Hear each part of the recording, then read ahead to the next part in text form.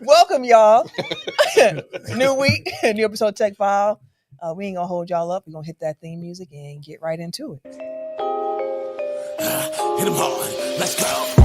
That T-E-C-K, running back like where's my replay? Got it all in the mix, no DJs. Said it's hard in the game like he damn miscellaneous. Spitting real talk for the entertainment. All the pots, I stand the game up and they get smacked back down like a WrestleMania. Tell them that they better get their nose ready at a home city. You know, get it block even on the low setting. And you know what you say, so we never gotta get tight than everybody else. Cause you get ready. Ain't nobody else doing this like I. Better keep them cameras and microphones hot, cause this one's a vibe. Gotta run this race with my tribe. I going live with the pie. Do it like there's no tomorrow. Came to my ear later. Shout out to my point guard. We about to hit them hard. Got them throwing in the tap. Tell the red blow the whistle. This is technical file. Welcome to episode 389 of Technical File, the sports podcast you never knew you needed. Oh, Tim ain't here. I was like, dang, what's the sound? I looked over like... He's gonna get mad and shit. Hey, he'll start shouting. Tim on the way. Tim on the way. I'm the Eric J. Only known as The Eric J. And I'm Camille, point guard of the crew, the Chief of Lockhart, the girl next door, holding it down for all the women who love sports. And it's your boy K Harris, the gentleman. The gentleman. The everyday gentleman. 24/7. But but better known as Mr. Ooh, yeah. You was right there. You didn't even have to start. Yeah, I know. I felt the. You felt the old. You felt the old intro coming. I felt it trying to creep out. Some housekeeping for y'all as we get ready to get into the show. If you are not yet already, please follow us on our various social media platforms at Technical File, TECKNICALFOUL on Twitter, Instagram, TikTok, Blue Sky. Technical File Podcast on YouTube and the Facebook. On the YouTube side of things, make sure you subscribe, like up the videos, comment, share, all that good stuff. Actually, just share the episode, period. No matter where you listen to your platform, share the show. We need y'all to do that because when we share the show, people be like, of course they're going to do it. They own the show. Y'all word carries a lot more weight. So tell the people about Tech File. Hit the link in our description. Get you some Tech File merch. Absolutely. All that good stuff. Support the pod either free or with your cash. Either way, we appreciate it. Hit my hand. I'm telling you. All right. No game that needs a name this week. We gonna get right into it. NBA playoffs, previewing WWE's Backlash PLE that takes place this Saturday because that came quick. Hey. That's what she said. And a couple of other loose ends to talk about this week. So let's not dilly-dally. Let's get into the topics of the week, shall we? Shaolin in the comments, bright and early. What's good, squad? What's going on, family? In the building, you know that. What's going on, fam? All right, y'all.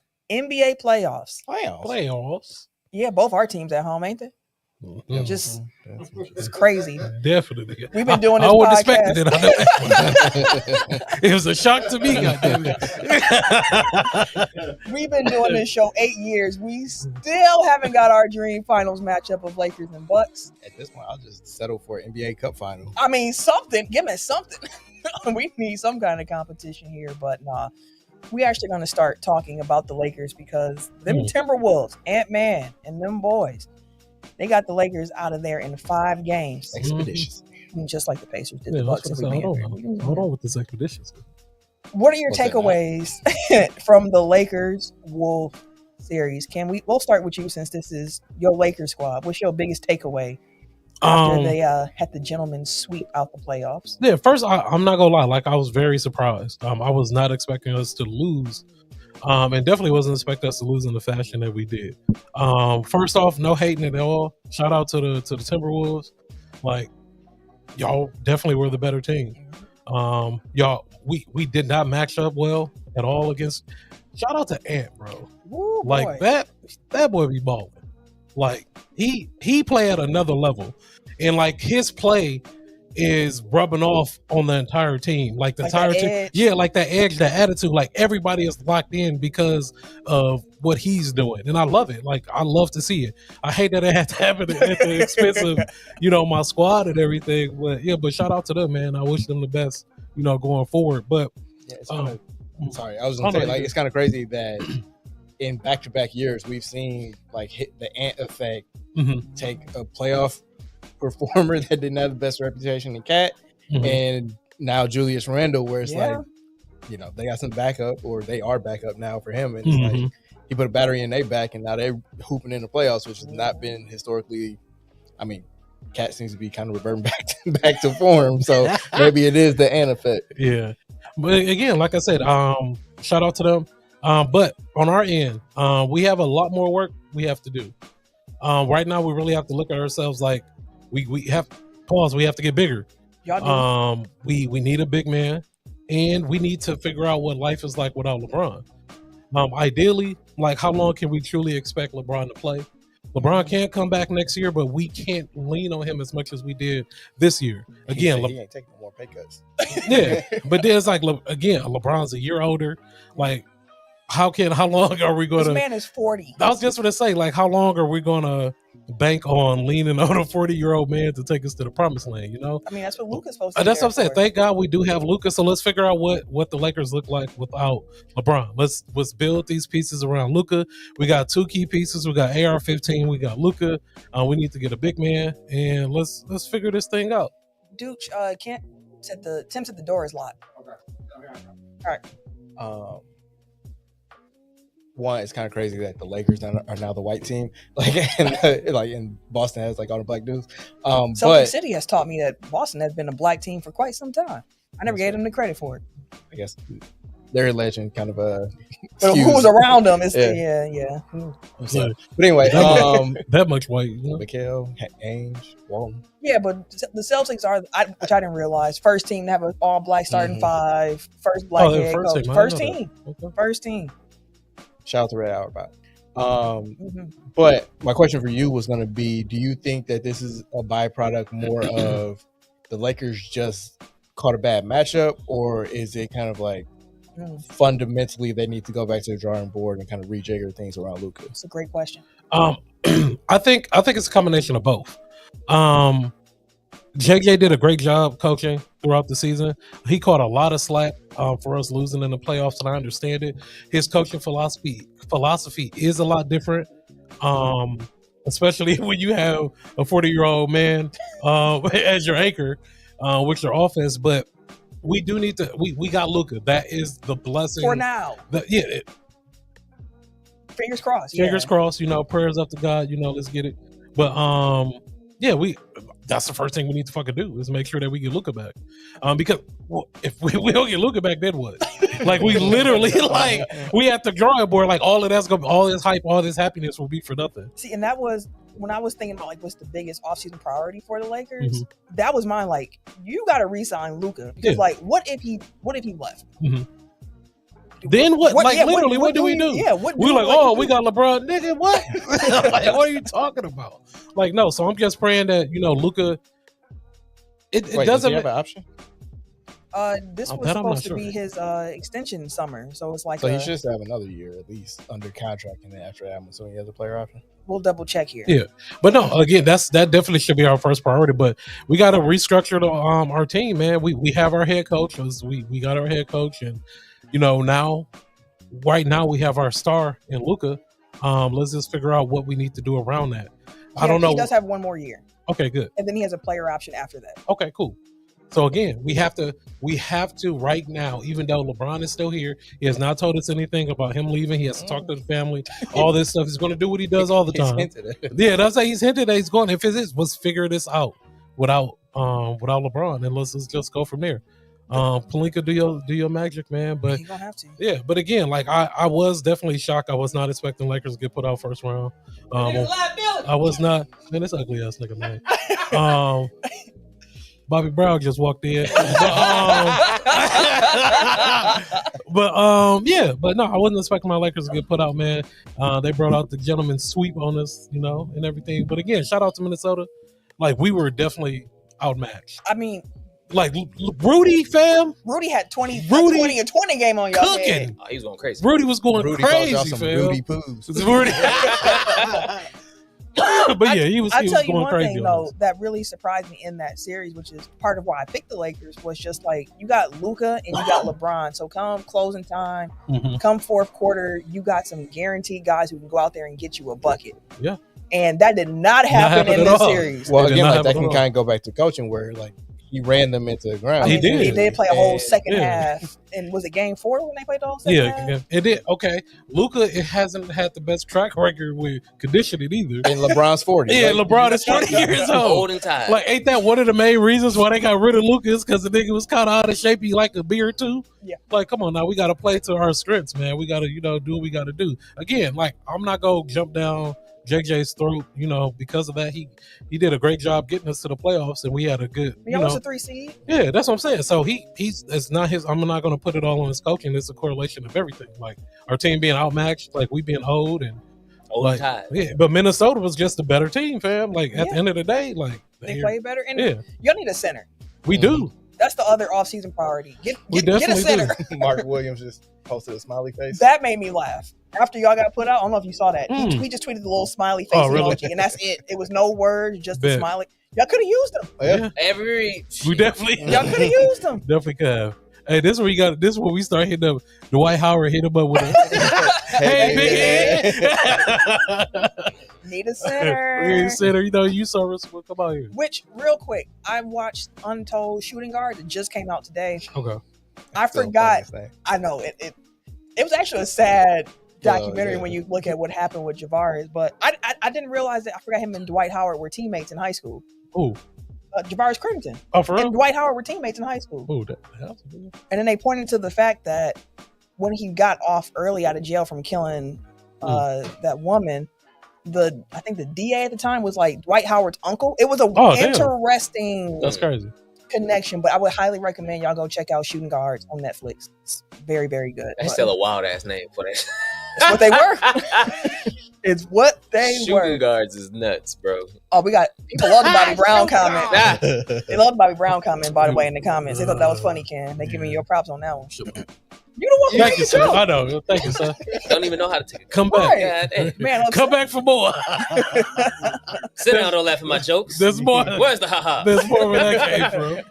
So we mentioned the Wolves use their size to beat up on the Lakers. Mm-hmm.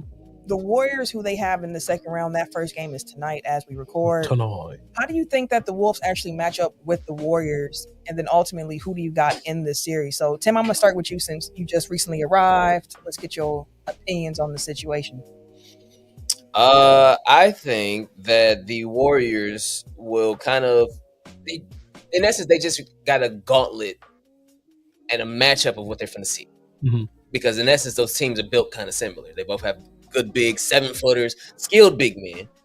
Lakers don't have skilled big men. They got We're talking about the Warriors. I mean, the Warriors. Look, Warriors don't have a skilled big man. Like they can throw Post out there. He's a big body. But Post will help in this matchup. He will help some. Because you're going to draw Rudy out the paint. Correct. Mm-hmm. Rudy ain't there to get buckets. He just so happened to get buckets. So drawing him out the paint may or may not actually happen. Right. Because y'all ain't had no right. Because you still got Nas Reed to throw out there. You still got Nick Daniels to throw around. Like you have bigger players still to kind of move around with them. And Randall too? And Randall, the Warriors are finna run into the same issue they just ran into with Houston, and the age gap ain't really that different because you like, oh well, maybe the Wolves a little bit older. Like it's like 26.4 to 26.1, like the average age of the teams. Like they're both younger so they go get young guns that's gonna be running them up and down the floor. They can keep up, but kind of like to the detriment of the Lakers, they had to run through 7 with them young motherfuckers and battle and fight with them bigs for 7 games. Fights, and now you have to go into it with Rudy. Granted, Jimmy probably gonna be on his heels. Oh, you know it. Yeah. Well, Jimmy gonna be on Minnesota's heels. Draymond gonna be on Rudy's heels. He gonna try to choke him out probably again. I was gonna say like that was one of the keys of matchup is like the numbers wise. I'm like I kind of see Minnesota, but then it's like the power of hatred is on the side of Golden State because now apparently Jimmy hasn't played in Minnesota couple years and there's always a back and forth between him and the fans. He does not care for that franchise. We don't. We know how Draymond feels about Rudy Gobert, so like they have an extra battery in their backs to kind of combat that. But at the same time, like I saw how much the size of Houston bothered them, and this is a team that just bullied another team that didn't have size, size on the inside. So we'll see. Like I guess between the power of hatred and basketball IQ, like those are the edges for Golden State. So it should be a good chess match, but they got the legend killer. What you talking about? That nigga's on a mission too. I sent y'all the picture. If you have Randy Orton made a picture, because Randy Orton is known as the legend killer in WWE. He has a picture of him taking the chain and handing the legend killer chain to Anthony Edwards. Like Randy Orton posted this himself. Like, hey, because imagine from legend killer to legend killer, I see it. You take out Luka and LeBron, then you move on. 2 for 1 special. Correct. He got KD last year, and then he did get KD last year. But let's just talk about this year. You got Luka, LeBron. Let's just say you get rid of Steph. You get rid of Steph and Jimmy. And then you turn around, say Denver win. And you roll through Joker. You think Denver gonna win? If he going on his Legend Killer tour. That's what I would want. That's what I would want. But I mean, it's not like it's out the realm of possibility either.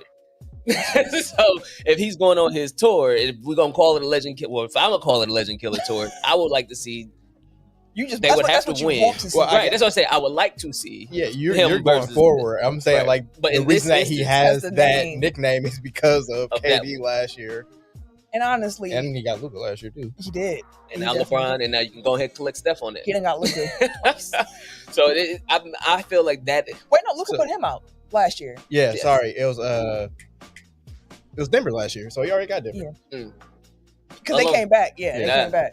But yeah, I'm enjoying Ant's plus he was just dude is just a monster right now. Yeah, like he learned how to really consistently shoot a 3, became the best 3-point shooter in the league this year. It's crazy. That him adding that to his game and the playmaking has been really big for him. But I was gonna say real quick with the series though, like I mentioned Post, I think he's gonna be useful. I think Kevon Looney's gonna be useful in this series as well. But ultimately, I think the Wolves pull it off. And looking at the numbers of the series with the Rockets, one thing that stood out to me was the 3-point shooting. I knew the Rockets were going to be bad in the half court.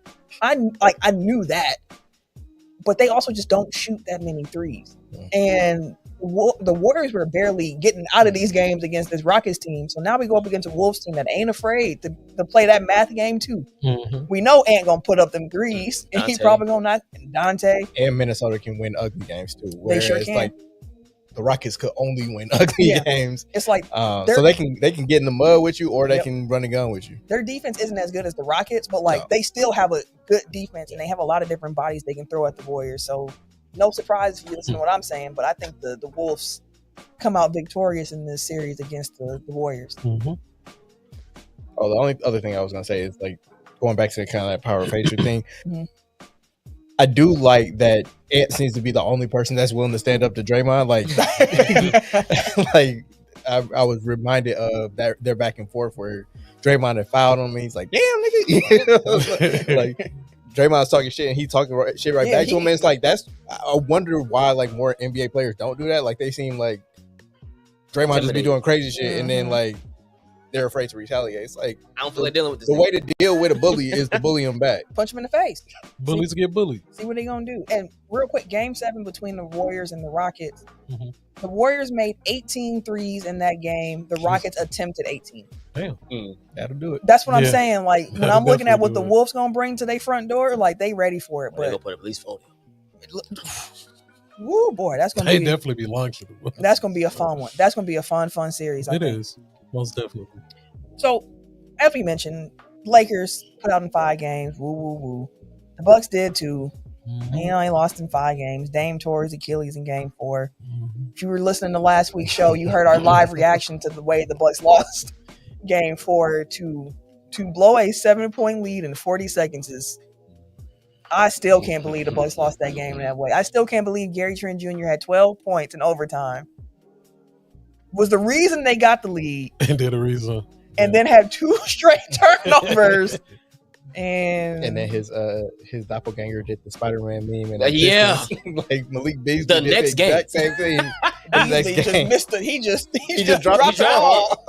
What the fuck? Y'all really the same nigga. That's crazy. Oh boy. Still give me Gary Trent over for sure. But the point is the Bucks lost. They lost. 3rd year in a row. First round exit. What is your biggest takeaway after the Bucks again lost in the first round? 3 years straight at this point. Because for me, I got to start here and just say the Pacers are a really good team. The Pacers are a damn good basketball team. They are balanced. They got depth. They returned a lot of the same guys they had last season. And this year, they're a better defensive team than they were last year. Mm-hmm. They're a good team. So I think I wanted to just start by saying it hates me to say it. But, like, the Pacers are good. Fuck them. I feel it. The power of hate. I will never. Fuck them. They're a good team. Nope. They are a good basketball team. Man, I don't believe you. Hey. I'm not buying it. Hey. Fuck them. I'm trying to look up the score now because they was getting bust when I they're down 20. Anyway, what happened? Okay. The biggest takeaway for me, and like I'm not blame the coaches guy, but I was really disappointed with the way Doc Rivers coached this series. Like the fact that it's been clear for probably the last month what the Bucks' best lineup is, and he kept trotting out the same tired starting lineup that gave you the same tired results that put you in a hole every single game. Like, it's how many times do you have to repeat the same thing before you change your mind? Apparently it's 5 times. That's insanity, right? Yeah, that's definition. That's the definition of insanity. Doing the same thing over and over. And again, I mentioned it last week, but I understand how y'all feel about Taurean Prince now. That's it. And that's why when he loves, I understand. Fab, dog, he like him. I don't understand it. He just be out there, fam. I think it's the same thing. Like Doc Rivers' superpower is the same thing that's also his kryptonite, where it's like, I think he's such a player's coach that he's willing to ride with his guys and he's loyal to his guys, but he also isn't willing to, like, he's going to give them every opportunity until essentially like his back is against the wall and then it's too late. It's like, again, we can all see it. Like the results speak for themselves. Like you obviously see it because like you ran like entire 4th quarters with that same lineup because you couldn't sub anybody in and out. And you knew that earlier on, like you mentioned. That's why you came back against the Timberwolves, because you knew that's the lineup you got to. I mean, even in this series, like they would be down 20 and then this lineup would come in. They would make it a game at the end at the very least. And it's like, what are we doing here? Like, it was clear from game 1 on, this isn't a series for Brook Lopez. It was clear from game 1, right before that, Taurean Prince and Kyle Kuzma don't need to be playing that many minutes. Like, we can say it's hindsight, but again, it's like we all saw it in the moment. We all remarked on it in the moment, and then he makes the change game 5. Lo and behold, like that was probably their second best showing of the series, and it's because they didn't put themselves in such a massive hole that they had to then dig out of, and they still played most of that lineup played most of the game. I'm laughing because Tim is over here looking like he's like traumatized, like he's been sitting here like, because it's like as a collective, the fan base as a collective, when the starting 5 rolled out, everybody was like, finally, bro, like what the fuck? Like as a fan base, as a collective, we're all looking at the coach saying, this is the 5 you should have been running. That's nuts. That's nuts. Yeah, when an entire fan base, you are right. You are right. At the same, like damn near at the same time, collectively, like this is what you should have been doing games ago. And what honestly, are you doing? Honestly, game 1, I'll give you if you wanted to roll it out. Even game 2, maybe. Game 2, even a maybe of like. Well, that was Dame's first game back, so you want to see if he. Like just see if Taurean Prince looks better, see how that looks. But by game 3, game 5, bro, you had to have known this is not going to work. And I mentioned this on Locked On Bucks, where I was like, they need to have the conversation where it's like, it's not about feelings right now. No, this is about, we're trying to win. You need to have the conversation like, this ain't your series. If we make it out this first round, maybe the next one going to be for you. Because they would have needed the size against Cleveland. Yes. But they needed the athleticism against Indiana. It's the matchups. And I think about with LeBron's, I love Mind the Game, by the way, a fantastic show. But he was talking about playoff adjustments and all the stuff that comes with that. And he's like, the first game can be a filling out game. It is what it is. You kind of just figure it out. Second game, he's like, sometimes the second game is still, we're filling this out. He said, but you can't do that too long because you're going to F around and lose a series because you're taking too long to figure out what your next move needs to be. Like there's this line of, You don't want to overreact, but you also have to move quickly enough because you only got a 7-game series. It's the first of 4, so you don't have that much time. And Doc Rivers, I felt like he did not manage he was that. Slow rolling that motherfucker. He did not manage that. Shaolin said Doc Rivers about to be the newest member of the unemployment line. I doubt it. And I actually don't think so. Giannis seems like he loved him though. To be fair on that point, Giannis has seemed to love all of his coaches in public. That's true too. So like when Jason Kidd got fired, remember he called people like, can I do something? Well, I mean, like we'll get to that point later, but it's like loyalty is probably his most defining trait. So all this chatter is kind of feels premature. But the other thing I will say is somebody sold for that 21 title. I don't mind it. It's just we have not had a single healthy series since 22. I mean, and we weren't even healthy then, but especially since 2021.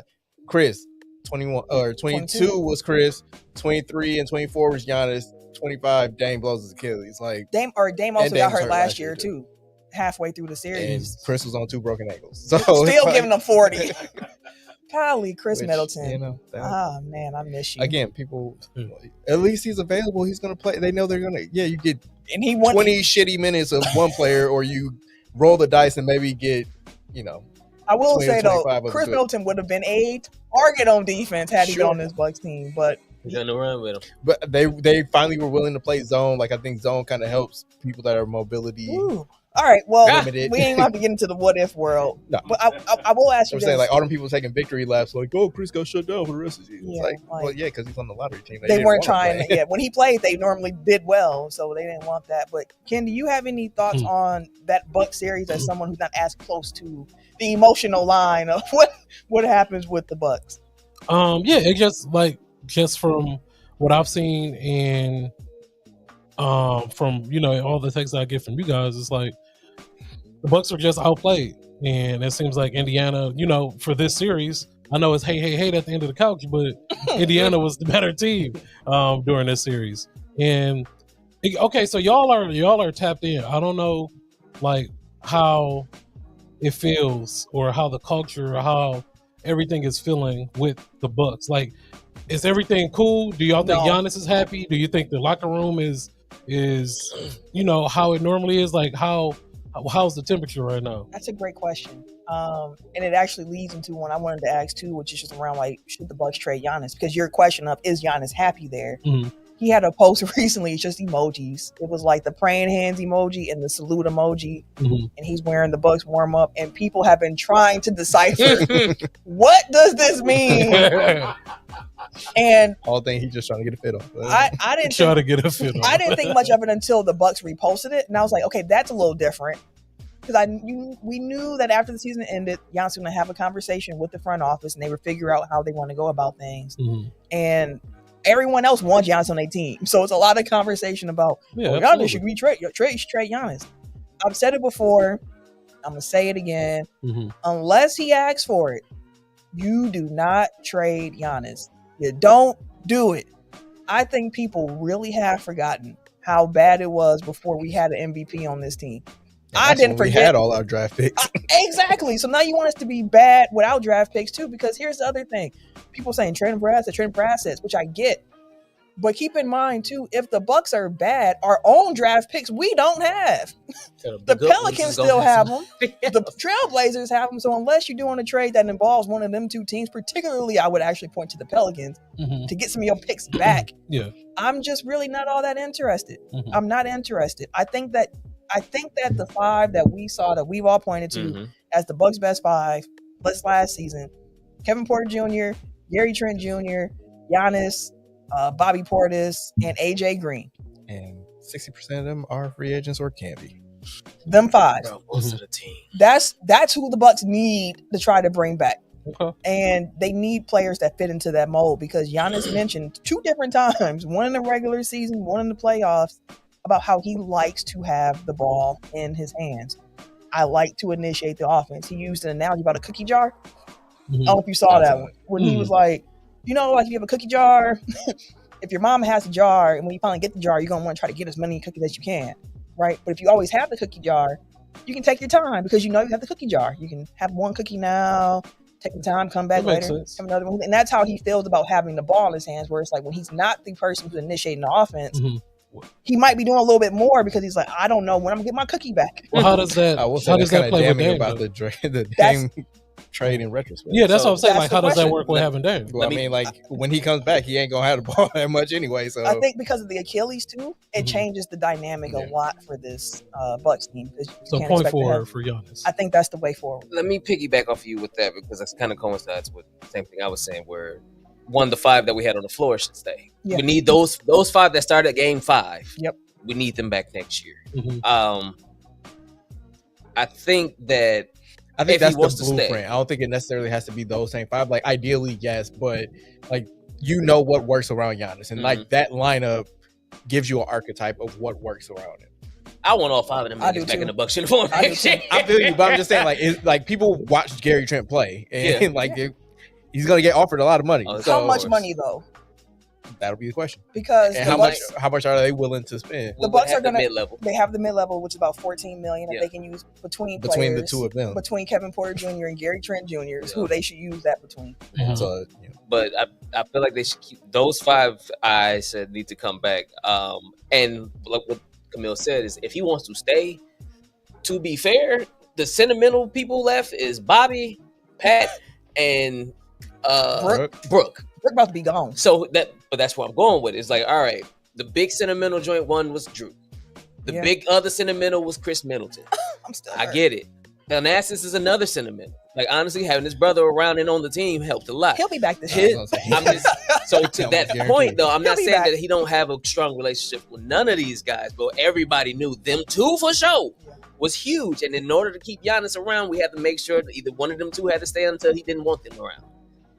In essence. You talking about Thanasis and who? No, Drew and Chris. I don't think so. I don't think that's true. With Drew? I don't think that's true necessarily. Okay. But keep in mind when Drew was traded for Dame, he signed his extension right after that.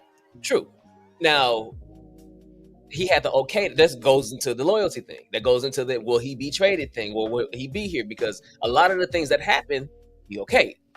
Whether he wants to admit it out loud or not, and motherfuckers. Well, like one thing that sorry to cut you off again, but like one thing that he has said over and over again is like, these are always going to be my brothers. Like whether we're playing together or not, like it's always, we always got that bond. So I think that I don't think we can boil it down to just like, oh, this person ain't on the team anymore, so therefore he's unhappy and therefore I'm not saying that. Not saying that you are. I'm clearing it up. Like I don't think that it's necessarily like the sentimental part of it. It's like he wants to win. So like if you can spin it as this is a pathway to winning, like he's good with it. That's what I was getting to. Like I was literally like, hey, he always cool. Get to the point. Getting his guys up. Damn, I wasn't even talking yet. Damn, can I get a little time? E? Can I get a little time? E? Goddamn, nigga. All right. He did just start talking. Right. Like, come on, bro. Sorry to cut you off and let me hold a monologue. Again. Fuck out of here, nigga. Anyways, Brooke and Bobby and Patch Connaughton are 3 pieces for the Bucks to be able to still be like, hey, if we can do something with him, we love you to death, but if this is the betterment for the team, they have to go. And I think that he would be okay with it at this point, as opposed to maybe earlier in his career with the other 2, is more so what I was implying. So them 3 would still be able to, hey, it's not going to be that tough of a conversation, I don't think, as opposed to the other 2. Does that make sense? I don't get what your point was. It's like he's sentimental. It's like no, the dudes got traded. So like it was the dudes got traded that got. Okay. I'm not getting it. To say real quick? Oh yeah, I guess. Am I missing something? Yes, you are. Because let's say hypothetically, let's just use us as an example. Any of us 4 get traded, our core 4, this team's not going to be the same. And if say this, you stick. So Eric sticks around. Eric sticks around. At the end of the day, it's just Eric and Camille left, but you got 2 other people left. Us 2 leaving first hits harder than if one of y'all 2 was the last 2 to leave. Because y'all 2 like, hey, it's just us 2 left. If you want to do it, hey, you got it. But if not, like them 2 leaving first, like first person leave, like, damn, that sucked. This shit sucked. Second person leave, like, damn, that sucks. Not as hard, but it still sucked. Like by the time it get down to y'all 2, y'all be like, hey, y'all want to do this or not? No, all right, cool. And it won't hurt as much as the first 2 leave. I get you, boss. That's what I'm like with the sentimental joint on that side. Since I gotta explain them sentimental shit to niggas. I'm just laughing. Like, goddamn. I'm laughing. Now it's a really long story in the side because I have to explain because niggas asking questions. But now my TED talk is over. You got the flow. Goddamn it. Kenny didn't care. He just was involved because you said he was out of here, so he like absolutely. I get it. Like, but that's what he supposed to do. Help a nigga out. Goddamn. I'm gonna do another pod, same time, same and studio. Then them I'll be right over there. Right. New team later, bro. New team later. Right next door. And he gonna be loud on purpose. With a bullhorn. Fuck. No, but okay. So let's workshop this, right? Mm-hmm. What do we need to do to get Giannis LA? We know it's a workshop that. We definitely not taking Luka. Hey, you wanted, no, that's why you were the first ones gone at Tim hypothetical story. Oh man! How dare you? How dare you? Hey man, he get photoshopped in the Laker jersey every year. Yeah. You enjoy having Luka, okay? Enjoy Embiid. I'm gonna say y'all got y'all superstar. Did you say enjoying? Hey man, chill out, man. That's y'all next. Joel Embiid. No, man. Y'all ain't got Giannis money. Y'all got Embiid money. Hey man, y'all ain't got the assets. Make it work. We don't even want that, fam. They can stay. Y'all ain't got the Giannis assets, fam. We're not even picking that phone up. Not picking that phone up. I agree with y'all where it's like if he wants to stay, don't even broach trading. Like I don't. That's a non-starter. But if he is ready to push that button, I've reached kind of a point of ambivalence because it's kind of like we've done all we can here. You fought the good fight for a long time. Like you stuck with us. You re-signed. I don't know how many times. Like we have great memories. We have 21. Yeah, cool. I think 3. I'm trying to think how many extensions he's had. I think it's been rookie extensions, Supermax 1 and Supermax 2. Yeah. So he's every joy turn. Gasm for one of them. But like, what more can he possibly do here, though? Like, if win a second ring. Well, I'm saying, like, if he really didn't want, like, would the fan base hate him? No. Like, would it be like, oh, fuck him? Like, I think most of the fan base would feel like Eric said, where it's like, we don't want you to go. Yeah, but if you did, it won't be like send him somewhere. It would be like when LeBron left Cleveland the second time. Yeah, the second. Okay, not the first time. You did what you did. You won the second time. It's more like okay. And it's kind of all right. Thank you. And also, it helps that like this is kind of probably the peak of his value too. So it's like if you're kind of doing us a solid if that's what you're choosing to do, like versus 3 years from now when your value's you're on like another Supermax extension, you're 33, 34, whatever. How old is you he? 30. Oh, he's 30. Okay. 31 in December. That's crazy. He's accomplished so much. We really watched him grow up here. Like this man literally is an MVP candidate every single year, fam. Top 3. Like that is crazy. That's why like it sounds ridiculous when you really think about like trading a generational talent as Giannis. Like unless he asks for it. Yeah, unless he asks for it. But if like y'all just out the blue, like okay, we got a dumpster. You know, we finna just blow all this shit up and get y'all like that would be the most ridiculous thing you could possibly do. The business side of it though is like. That's not a good idea. Think about it. He damn near he pretty much saved the franchise. He helped boost the economy downtown because they built the whole entertainment district down there now because of the Bucks and his greatness. Us not actually getting this team sold because he and the Bucks started being great because otherwise they was about to sell this motherfucker. Pfizer. No, they was about the NBA and taking the team. About for the arena and shit. Well, I'm saying like the new owners bought the team like after Giannis' rookie year before they knew who he was going to be. Fiserv is the house that Giannis built. Yeah, correct. His name is on there. That's the house that he built. But I mean, it's going to be an interesting summer. But I will say, like, if we do trade him, there's one person that I want, and that's Amen Thompson. That is like the with the laser. Like that is the one dude. Like everybody else, I can take that kid is he a problem. But if they do keep him, like. They have the blueprint now. It's the starting 5. Like that is what you need to kind of build around. You need youth, you need athleticism, you need shooting. Yep. And defense. And defense. Which I mean, we're going to continue talking about these playoffs here and going to the second round. Started off because for years the whole idea is like you have the best player in the series, you probably win. And for years you've seen role players step up. I mean, you as a Lakers fan, like you think Robert Horry and how he has come through in really big time moments and big shot. Yeah, I think that's the route the Bucks need to take. Is just really trying to find high quality role players to put around under the age of 30. Yes, please be young. Please be young. Please be young. But like I mentioned, the second round kicked off. We had 3 different road teams pick up a game 1 victory to kick off the second round. Which of the 3 home teams that lost do you think should be the most worried going forward? So that could be the Celtics, who tricked that game off against the Knicks. You had the Cavaliers, who just got outplayed by the Pacers in game 1. As Eric has mentioned, game 2, they are already bouncing back, even with the injuries. Then you had the Thunder, who also kind of like lost, kind of gave the game away there at the end there. So of those 3 teams, Celtics, Cavs, Thunder, which of those teams should be the most worried going forward in their series? So it looks unanimous. So I'll start it off with Cleveland. Collapsing game 1 and having game 2 without 3 of their key players, Garland, Mobley, and Hunter, I would assume would be a tougher task or a taller task for them. But at the moment, it's not. But I would also like to say that losing game 2 would not be in their best interest with the way that Indiana's playing. They are, everybody hate the fact that they are front runners, but when them niggas in the lead, they will yap and they will run. Like, for real. So the minute that they think they up on your ass, it's a wrap, bro. Like, they just, it's nonstop. So if Cleveland, I hope they pull something off tonight, but if not, they in trouble. Looks like they're a bad fourth quarter collapse away from doing that. So I think they're up by like 15, 14 right now. So going into the fourth. So they got to hold on. But I said the Cavs too, as you mentioned, unanimous here. But even before the new injury concerns now with the Cavaliers, who they haven't had Garland for a few games now, even going back to the last series, Evan Mobley's out in game 2. Hunter was out in game 2.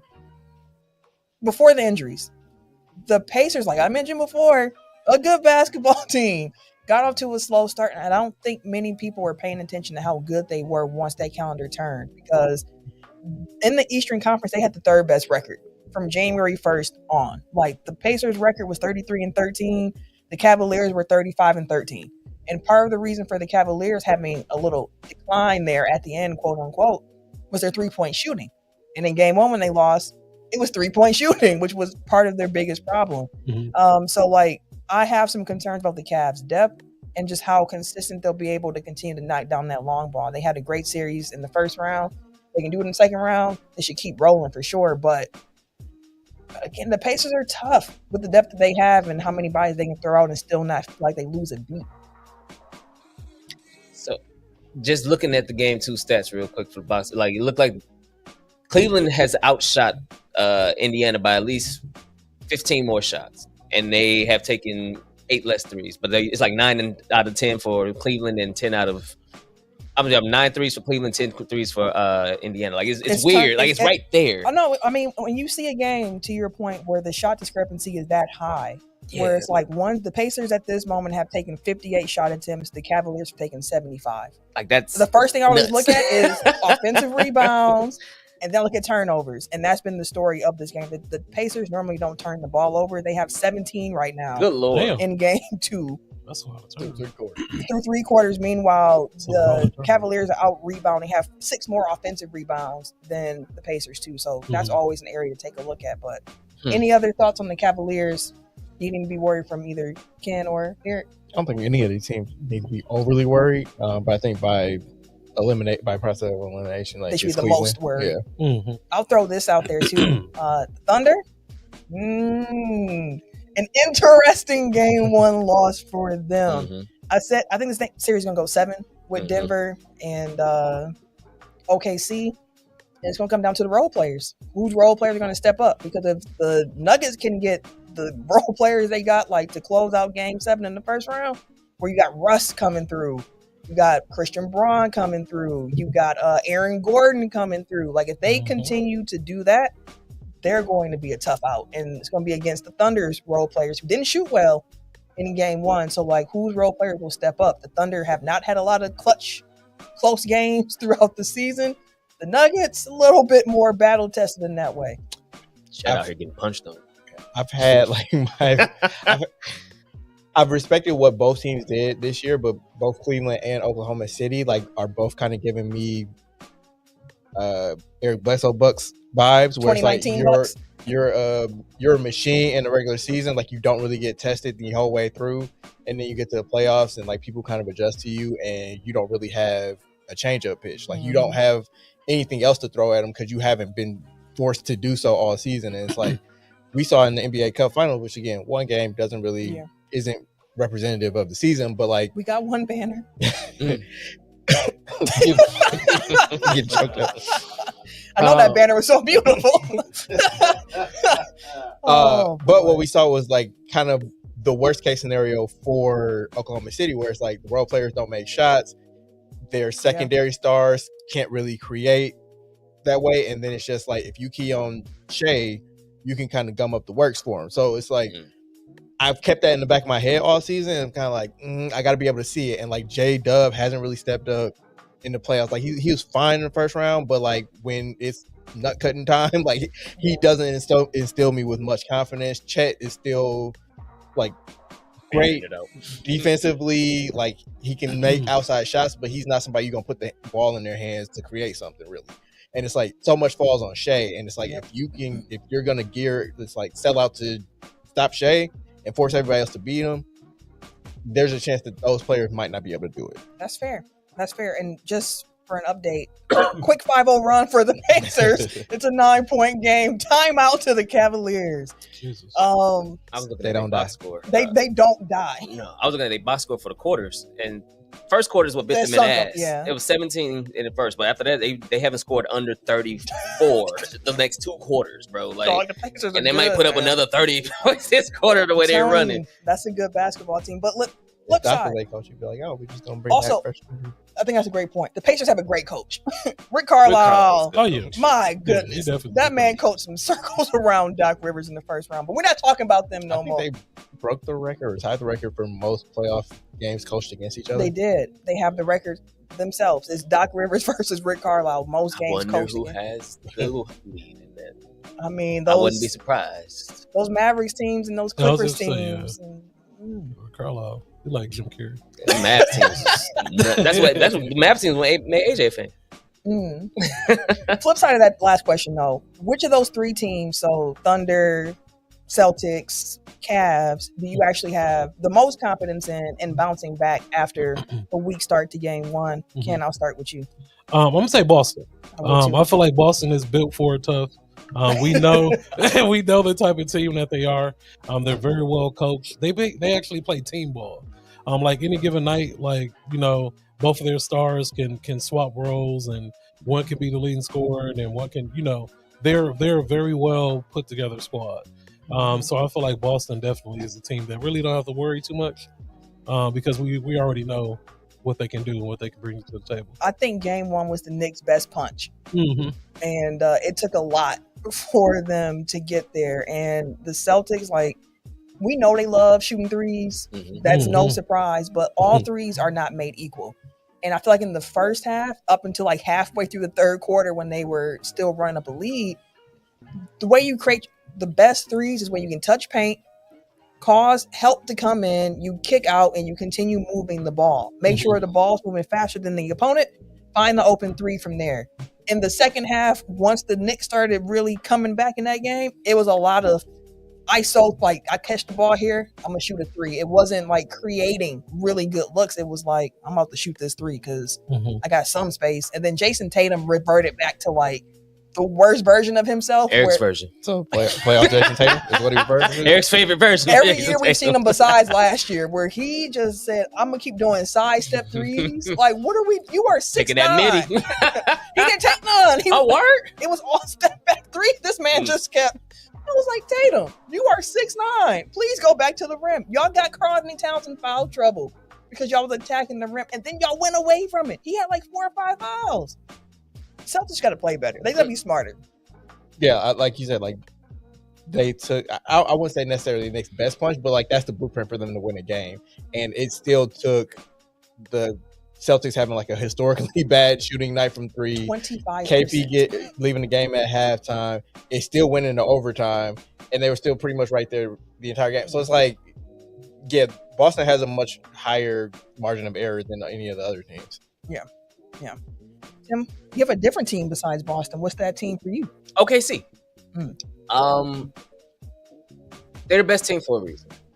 You know what I mean? And I feel like in this series, because there's been a bunch of Houdini acts going on with Denver.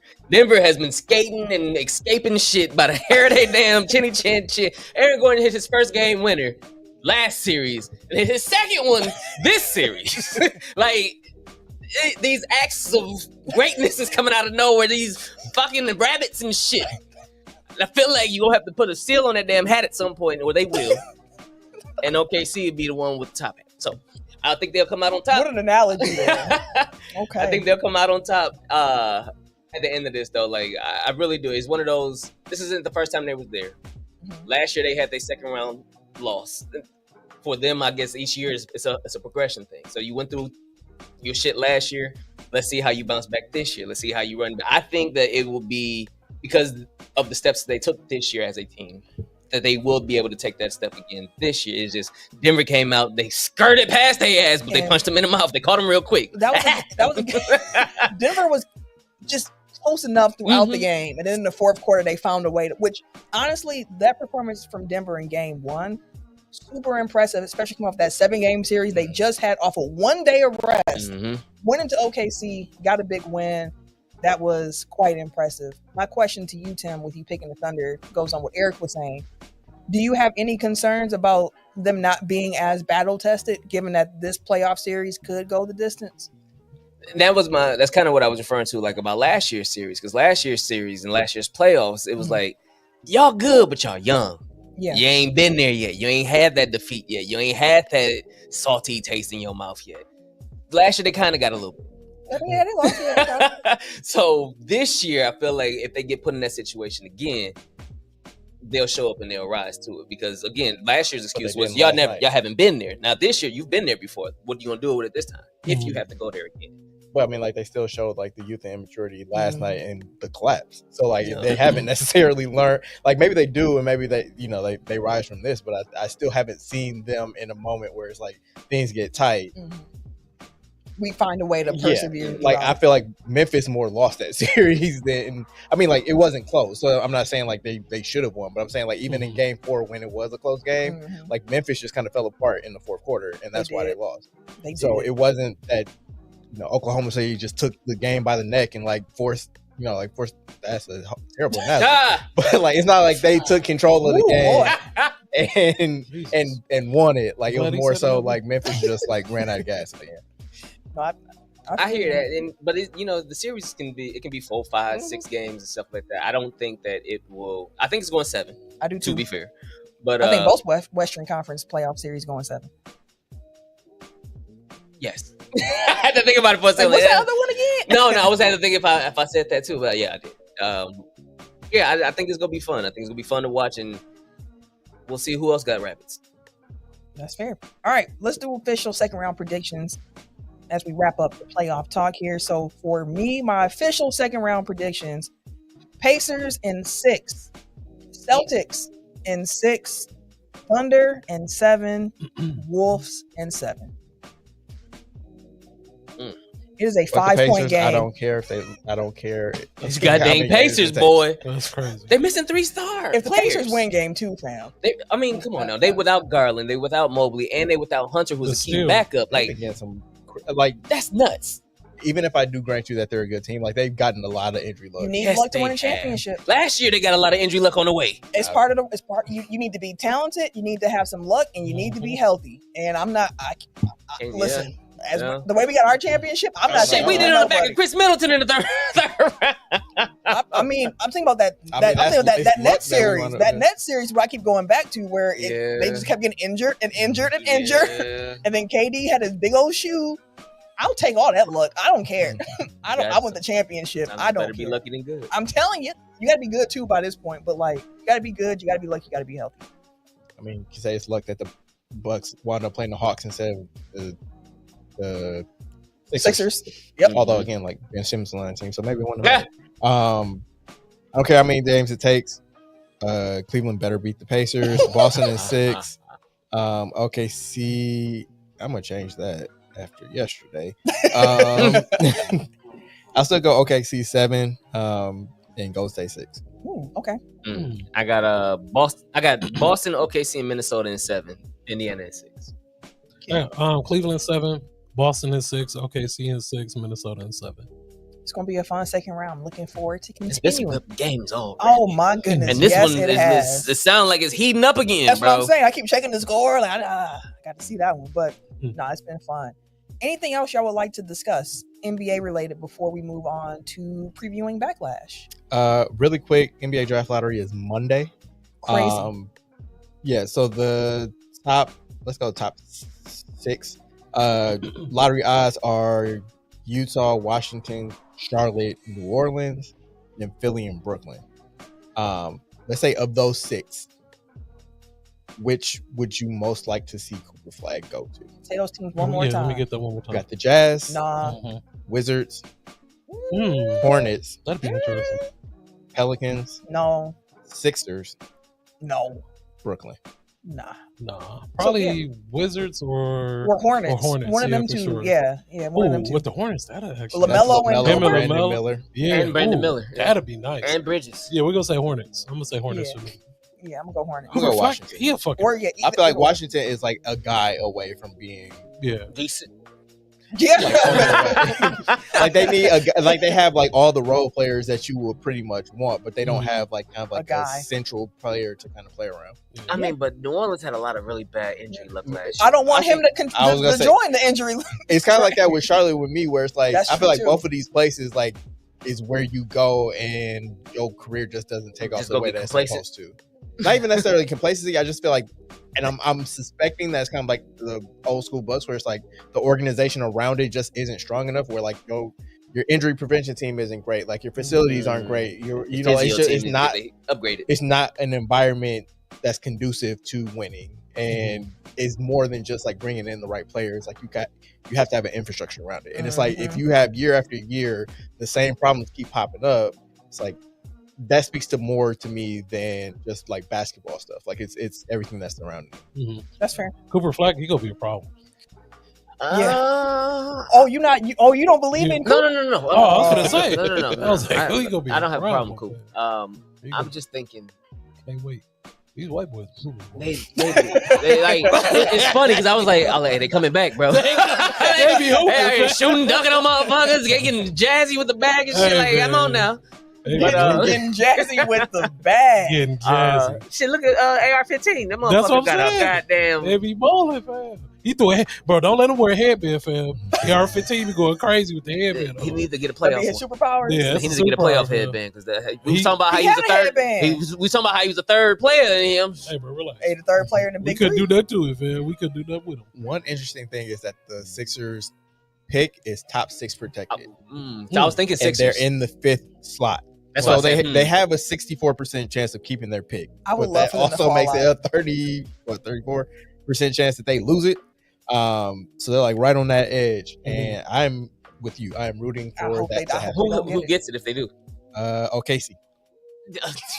Oh, that's hell no, because then they could get Goop. No, he going first, but no, he might go second.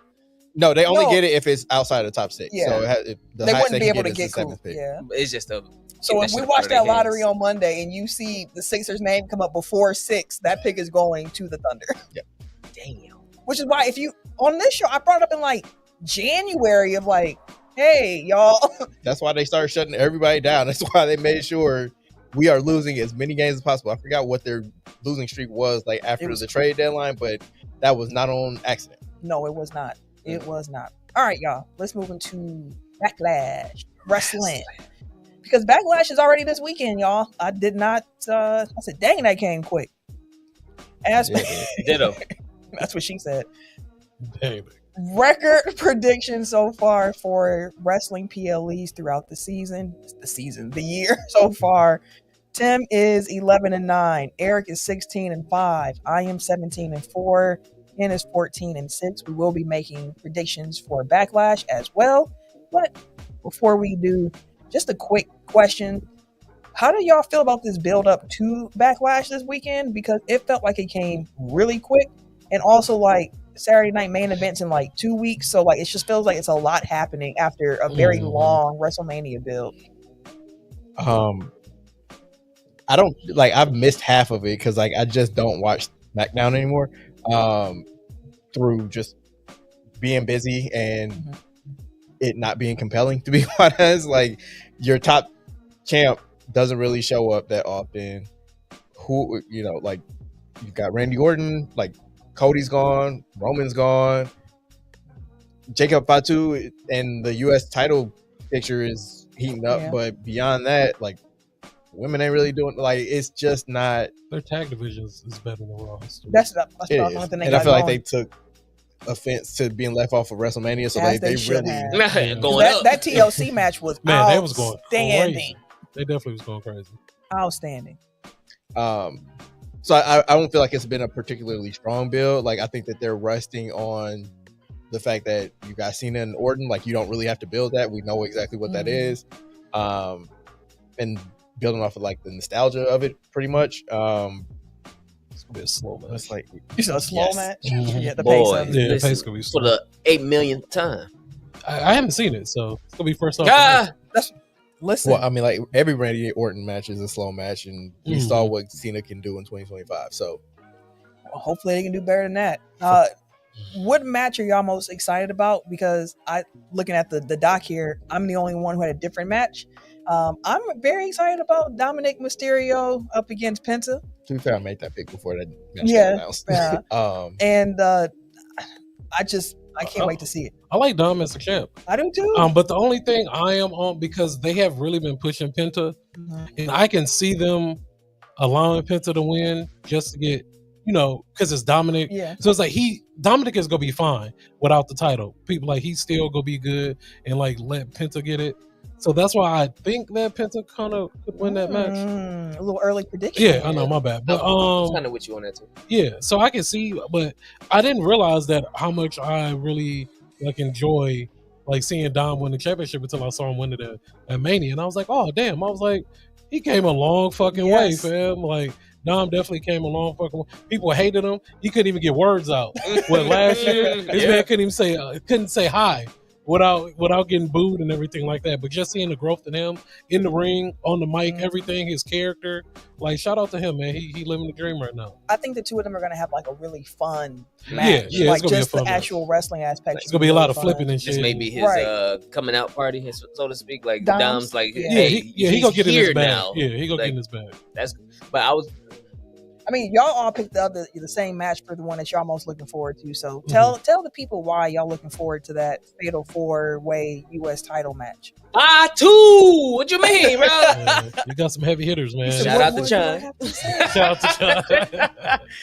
No, the Fatal 4-Ways won recently. They've been putting on banger after banger after banger, and they've been for the mid-card championships, which has been the interesting choice. It's been the U.S. and the Intercontinental Championships. Yeah, but that's not, again, back to the original statement. They've been putting on banger after banger after banger, and I don't expect this one to be any less, bro. Like it's some good wrestlers in there. Some good. It's been some funny, but it's been cool promo leading up to Fatu's finally coming out and like, hey, look, this is my shit. I don't know if he's Samoan. I don't know what's going on with my boy, but with who? I don't know if he's Samoan. You don't know if he's my Samoan. boy come out with the hat and shit. You seen him on? You ain't seen him on SmackDown recently, did you? He's definitely Samoan. Right. I don't know what you trying to imply. But anyways, he's been fun. Like really, like we've been waiting for them to kind of let him go and do him.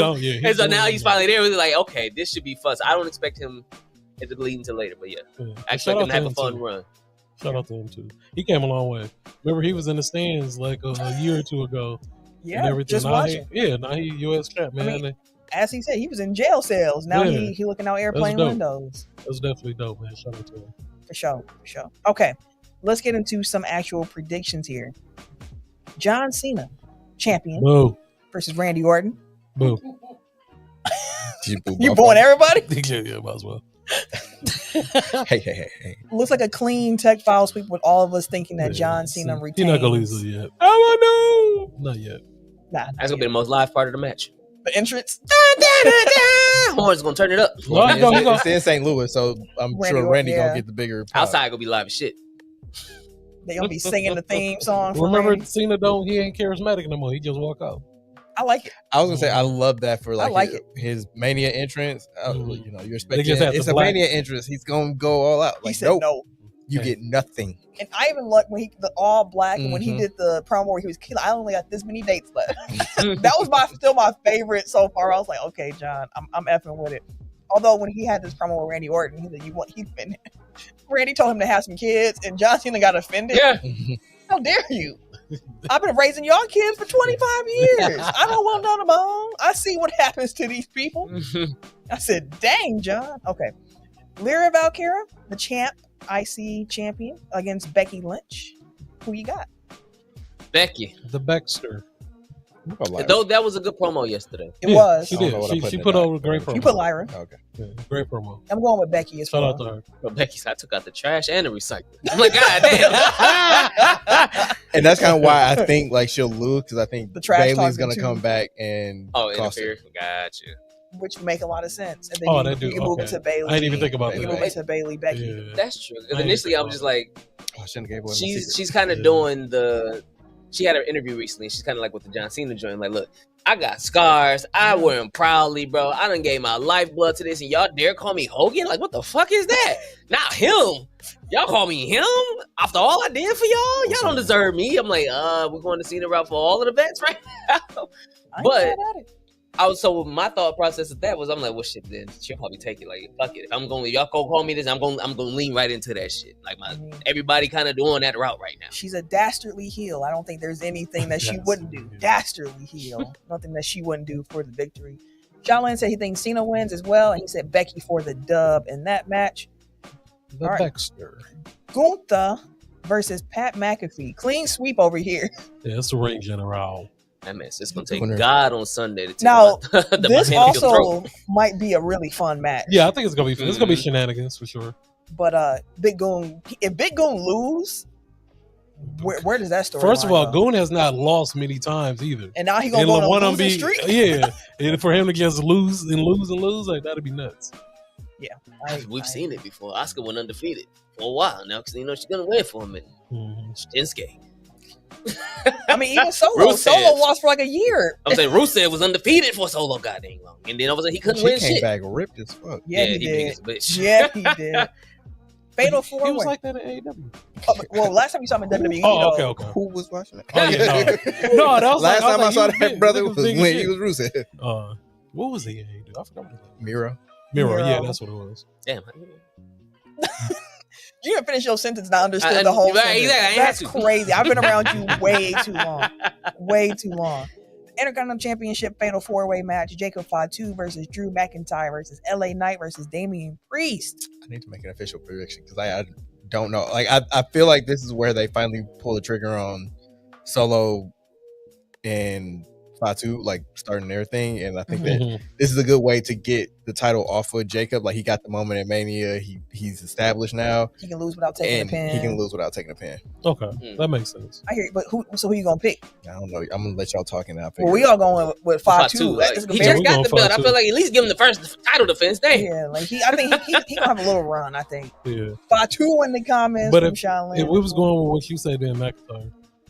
Because McIntyre needs something. It is interesting with them two. IC. Priest and McIntyre being in this match I was like, this turns it up a bit. You got former heavyweight champions in this match. You know they gonna bring it too. And like that's what I wanted. Like him, LA Knight's my guy. I get it. Let's take you out this match. You know he's cool. Them other two in there for two is what I would like to see. We've seen him in LA. You know what I mean? Like we haven't seen him in Drew. We haven't seen him in Priest. Like some bangers. Like the last time we seen him with a banger, but man just got fired the other day. It was Braun Strowman, and that was a good match. That was a good showing for us for two. So I'm like, now you got two athletic, active guys here now, like former champs within the last couple months and shit like that. Like, let's see what you got going on. Braun Strowman gone. He here, but he in Wisconsin right now. Oh, is he? That's what's up. Ain't he from here? Yeah. Or no, he live here though. He was here fishing and shit today. I bet he was. He got a smile on his face. Got a bag and some time. Got a bag and some time. So who's your pick as we move on to the next match?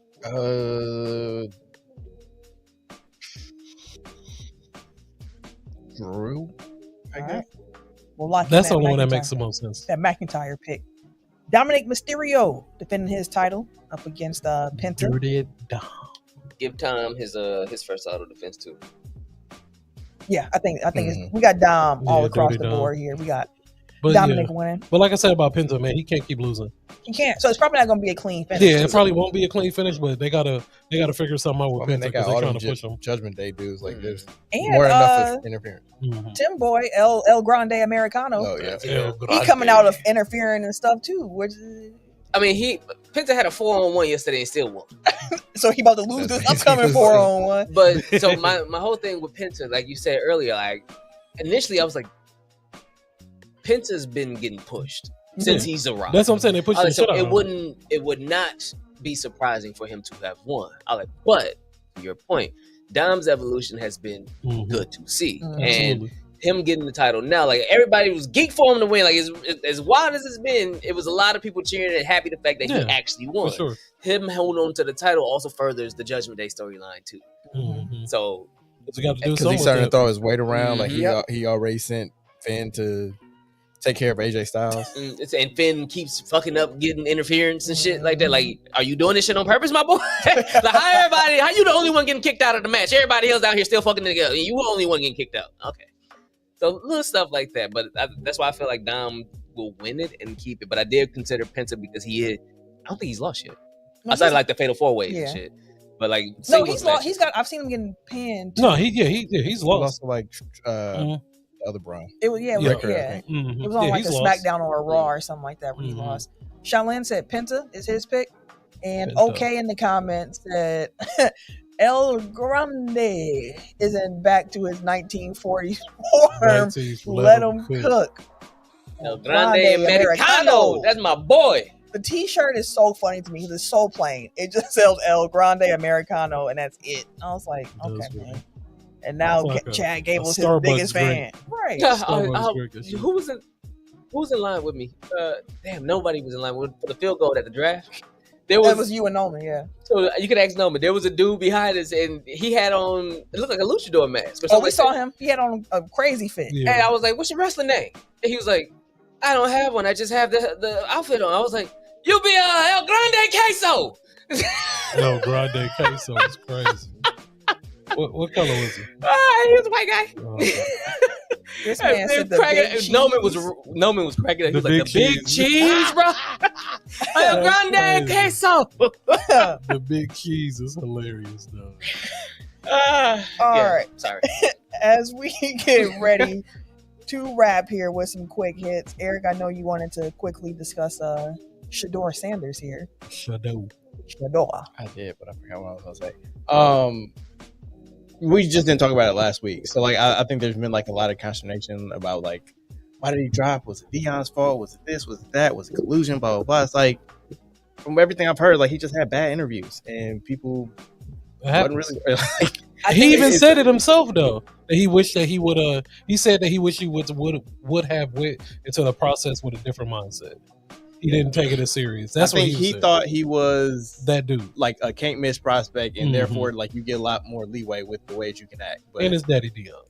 But that was part of the problem. I think it's a little bit of that, like that he didn't test well, but fifth round? Fifth round. That's kind of nuts. Like that felt like also a message. Yeah. Like that was a message for sure. Like it can, I think it can be two things at once. Yes. I think you can interview bad and that can drop your stocks on. But fifth round. But then end up in Cleveland where you basically was supposed to be anyway. Someone said they had that draft since Thursday, and they draft when they had the picture of him in the Cleveland and stuff. Like they knew since Thursday that's what they wanted to do. I do think that it was interesting that a lot of the stuff coming out about him, it was the way he interviewed. And the team that did want him, he told them like, in essence, like, what you gonna do for me? How you gonna make me feel better? How you gonna look out for your boy and shit? Like it's kind of like what I always say about like head coaches that are superstars versus head coaches that are role players. Like superstars always have the expectation that like everybody lives the same way that they did, and like what they do. Dion's looking at it like, yeah, I could talk shit when I come into the draft because somebody gonna pick me in top 5. Like I think it was actually the Giants where it's like they were testing him. They wanted him to do something. He's like, what pick do y'all have? 8th?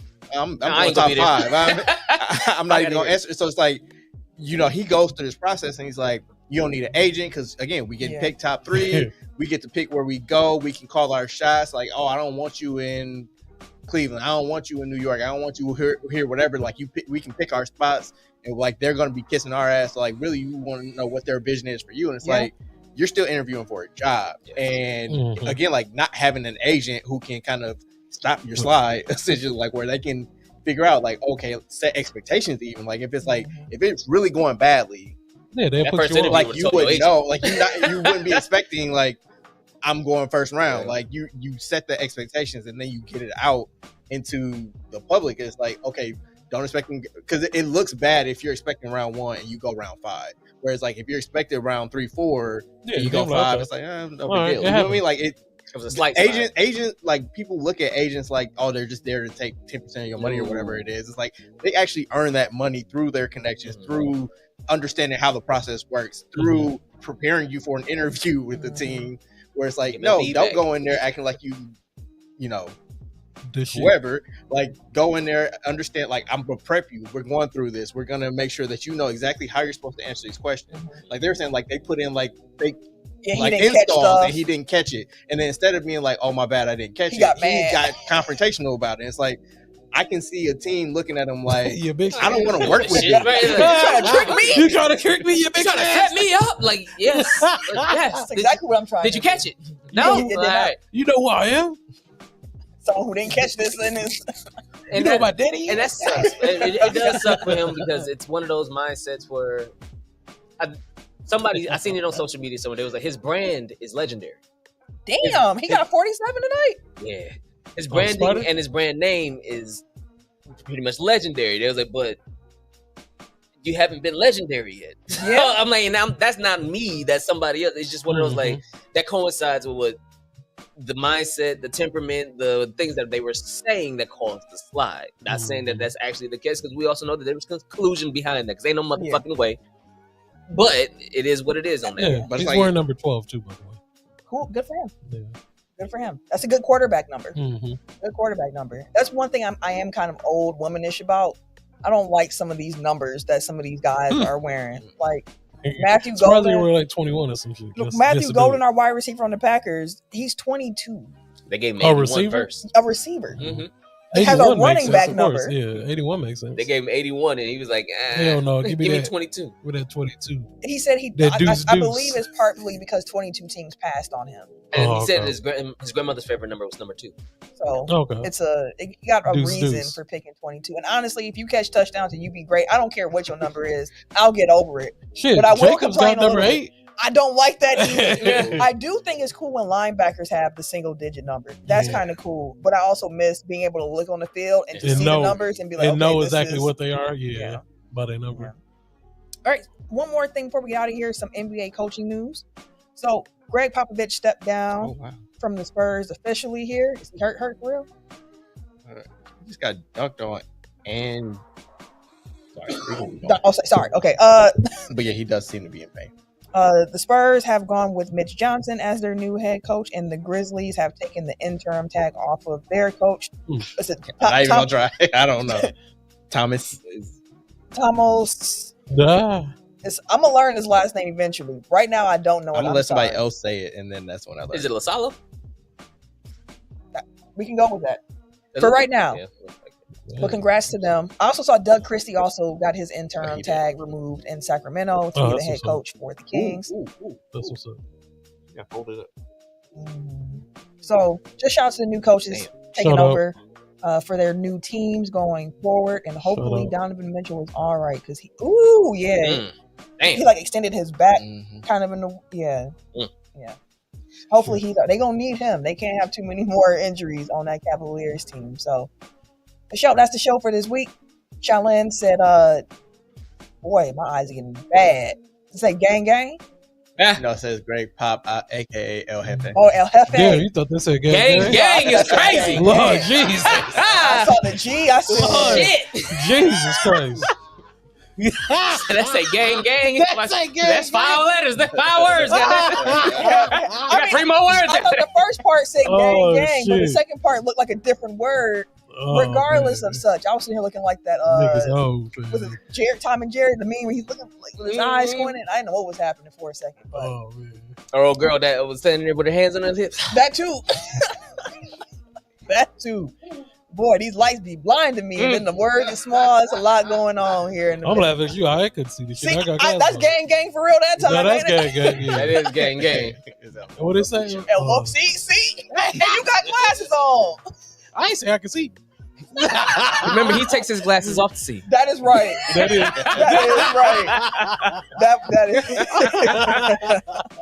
right. That's the show this week, y'all. We ain't getting paid for this, but if you have not seen Sinners, please go and see it. Yeah, I'm phenomenal movie. This weekend, bro. Let me know. Tim, you would like the movie. I know. I've been trying to see it. Tim would like the movie. I knew about it when niggas said, "What is this?" I left the movie. It was like my nigga Tim needs to see this movie. Bro, that was your first thought? That's one of my first thoughts. No bullshit. Before the movie became like blown up and shit, I seen it like a month ago or some shit, like a month and a half ago. I'm like, damn, this look good as a bitch. I can't wait for this to come out. And it drops, and everybody like, the fuck is this? I'm like, go see it. I ain't seen the motherfucker yet. How you gonna tell everybody else to go see it? I ain't seen it. Motherfucker yet. Life is life. Life. Yeah, I was like, allowing me to. Life be life. Kids, life. Fucking AAU. Sure. I just say, like, entirely too many reviews. Like, we don't have to go to the monitor for all this shit. I'm not back to the reviews. Like, they've been reviewing since we reacted to, like. I thought you were talking about Sinners. I was going to say the reviews and the think pieces. Sorry. No, that's what good art is supposed to do. Yeah. Now, some of the thoughts gonna be stupid. Yeah, but that's what good art is supposed to do. It's supposed to make you think. What's the actress? Shout out to her. All of them. Would everyone come to mind now? You know what I'm talking about. You missed it. He trying to shout out Kate Bishop. Kate Bishop. What's Stanfield? Josh Allen woman. Shout out to her. All right. Haley Steinfeld? Yeah, there we go. Shout out to her. Kate Bishop. God bless her. Which he did not realize when I said that was Kate Bishop. I did not know until we stepped. Which is funny because I did not know that was her. I was looking at the picture yesterday and I was like, because someone want to get into Marvel now. Oh, well, maybe. I was like, crack it. We're going to start off with Iron Man. Mm-hmm. And I was looking through shit and I was like, damn, is that show is Haley? I seen it yesterday. Like, yeah, no, that's funny. I enjoyed that series. That was a really good series. I did too. Yeah, it was good. Also, Thunderbolts, go see that too. But we're going to get out of here. If you want to follow me on my personal social medias, you can catch me. Wait a minute. Oh, Echo. On the Twitter, the Instagram, and the Blue Sky. And these PSN 2K streets. At Camille Monet, CamilleMonae, and catch me on Locked On Bucks, Locked On NBA every Tuesday. Mm-hmm. And if you know somebody who needs voiceover work, refer them to me. Your girl up. Hit me up. And back to the monitor we go for another review. Oh my God! At the Eric J2 on Blue Sky, I think. Yep. I'm gonna have to set up. You do. Mm-hmm. Everyday_gentleman on Instagram. K Harris 216 on Twitter, Snapchat, and Blue Sky. And it's your boy TIMKINZ, the number 3, probably the same thing on the Blue Sky, you know. AKA Ass Catch him, AKA Mr. Give It To Me. I ain't gonna hold you. I've been feeling like, being on social media a little bit more. Putting my thoughts out there. All right. And shit like that. They may be controversial though. Hey, that's what it's there for. Is it? Give us one of your controversial thoughts before we get out there. And as for the intro, what's one of your things you wish you could tweet right now that's a controversial thought? Mm-hmm. No, I can't. Come on. If you gonna tweet it, how can you not? I haven't though. That's the point. I've been wanting to, but I haven't. We keep the intrusive thoughts inside. But you want? Well, let me know. I said I've been wanting to let them win, but I haven't. Let me know after we go on. Why are we out here so I can know what? Yeah, we out of here. And as we go away, you can start the outro music up. Tim, you have a story to tell. Oh yeah. Let's just play that music. I do. Yeah. Let's go. Thank you. It ain't real. Yeah.